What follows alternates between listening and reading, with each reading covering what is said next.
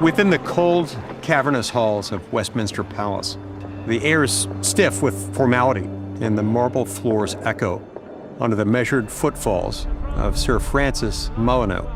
Sir Francis, the seventh of the Molyneux baronets, and a man of noble blood and loyal service, strides purposely across the legislative chambers. He's the gentleman usher of the black rod, the ceremonial voice of the crown in Parliament. Upon his shoulder rests a simple yet potent symbol of the sovereign, a slender ebony baton tipped in gold at both ends. For centuries, the usher of the black rod has summoned members of the House of Commons to attend to the sovereign in the House of Lords. The year is 1776. The day is October 31st. King George III prepares to address Parliament. Sir Francis approaches the heavy oak doors of the House of Commons when suddenly they slam shut. This is no accident. This symbolic gesture echoes a decades-old precedent, symbolizing the House of Commons' independence from the monarchy. Its exact origins date to the 1640s, when King Charles I's attempt to arrest 5 members of Parliament ignited the English Civil War and cost the king his head. Unfazed, the usher of the black rod raises his staff and knocks thrice. With that, the doors swing open and all members rise. The summons is delivered. Mr. Speaker, the King commands this honorable House to attend His Majesty immediately in the House of Lords. At the head of the upper chamber, cloaked in ermine and surrounded by bishops and barons, sits King George III, full-faced, regal, and blankly inscrutable.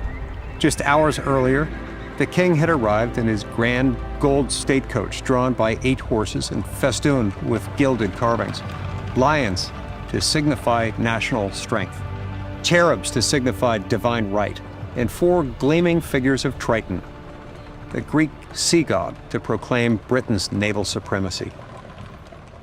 The monarchy's power was often memorialized in symbols, and yet, beneath the pomp and circumstance, the edifice of imperial majesty crumbled. The late British Empire, overextended and over-centralized, suffered under the pressures of factionalism and fiscal ruin.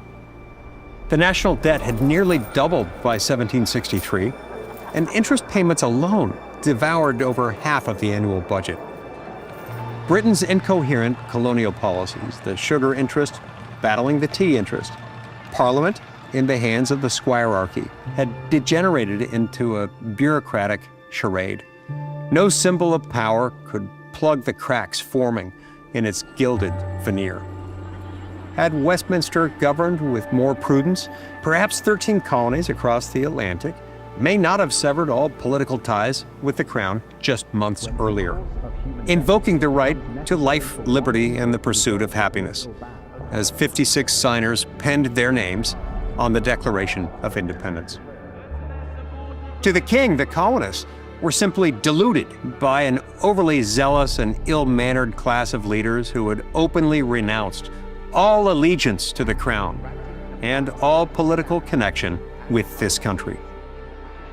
Yet for decades, the colonists had endured repeated violations of what jurist William Blackstone called the absolute rights of every Englishman. The rights of British subjects, established over centuries of English constitutional history, found their earliest expressions in 1215 with the adoption of Magna Carta. This lineage of liberties had been reinforced in the Petition of Rights in 1628 and the English Bill of Rights of 1689. The colonists, as proud Englishmen, were humbly requesting the same protections that they and their forebears had once enjoyed. Instead, for more than a decade, they endured a litany of humiliations and betrayals. Taxes imposed without representation, trade restricted by decree, soldiers quartered in civilian homes, and representative assemblies dissolved by royal order. What began as a dispute over a 3 pence per pound tax on tea had matured into a fundamental contest over the nature of political authority. Whereas the British monarchy asserted divine right and hereditary power, the colonists cast their lot with a radical new creed.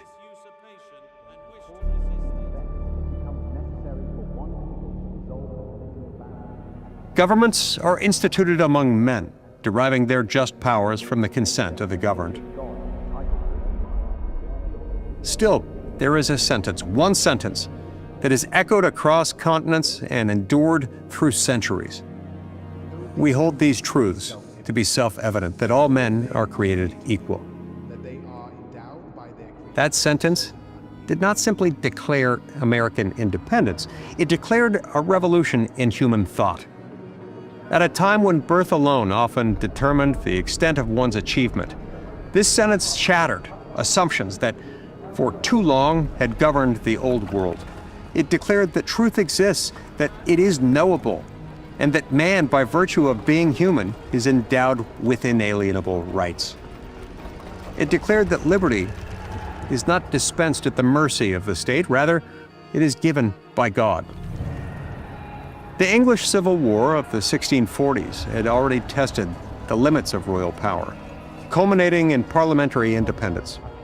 Now, over a century hence, the symbolic scenes at Westminster, the knocking of Black Rod, the slamming of the Commons' doors, the King's florid address, were the mere remnants of a once mighty empire.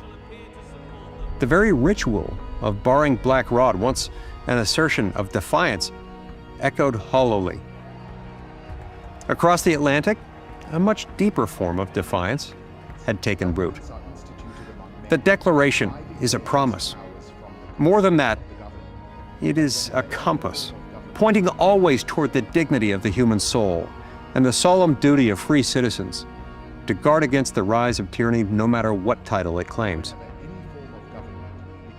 Senates after senates, Thomas Jefferson distilled centuries of political thought into one audacious proposition: that government is not the master of man, but his servant.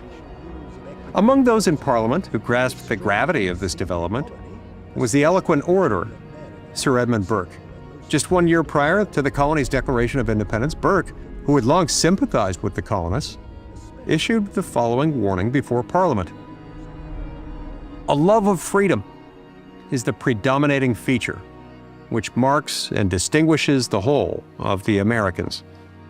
But that love," he added, "rendered them suspicious, restive, and untractable whenever they see the least attempt to wrest from them by force their liberty." Burke understood that the American attachment to freedom was the only advantage worth living for, and he warned that attempts to forcibly suppress this yearning would only deepen the conflict. Upon learning of the Declaration of Independence, Burke was sick at heart, convinced that the moment for reconciliation had passed, and that the empire's map and its future would be irrevocably altered. In the American insurrectionists, King George faced an existential challenge to the very institution of his kingship and the empire over which he reigned. Upon his ascension to the throne in 1760 at the young age of 22, the king famously proclaimed, "Born and educated in this country, I glory in the name of Britain." The colonies were part of that glory, extensions of himself as king, but by 1776, that identity was being reshaped by forces greater than him. 1 year prior to the signing of the Declaration, it was already becoming clear that the old world was giving way to the new. And so, standing before the House of Lords in October 1775, the king had declared, "The rebellious war now levied is manifestly carried on for the purpose of establishing an independent empire, and the object is too important, the spirit of the British nation too high, the resources with which God hath blessed her too numerous to give up so many colonies." In carefully measured but resolute words, King George warned Parliament of the dangers this rebellion posed, not only to the loyal colonies, but to the entire European colonial system. He called for unanimity at home, promising to uphold British honor and restore order. British rule had undoubtedly grown increasingly arrogant and unaccountable, driving the colonists to embrace the only option left at their disposal: independence. The colonists had tried to seek peace. In the summer of 1775, the Continental Congress drafted the Olive Branch Petition, a humble appeal to King George III, pleading for his intervention to secure the proper rights of his colonial subjects. The petition, largely the work of political moderate John Dickinson of Pennsylvania, addressed the king with reverence, blaming ministers in London rather than the monarch himself for the escalating tensions. But the petition arrived too late. When the colonial envoys presented the petition to Lord Dartmouth, the king's secretary for the colonies, they were met with silence. His Majesty refused to receive the petition personally or grant any reply. In fact, on October 23rd, days before the petition arrived, King George issued a proclamation branding the colonists as traitors, engaged in open rebellion, commanding all officers to exert their utmost endeavors to suppress such rebellion. The king's decision was final. No compromise, no negotiation, only the suppression of American unrest.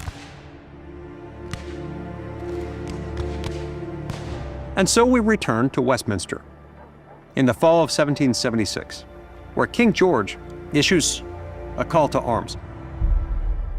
If their treason be suffered to take root, much mischief must grow from it, to the safety of my loyal colonies, to the commerce of my kingdoms, and indeed to the present system of all Europe.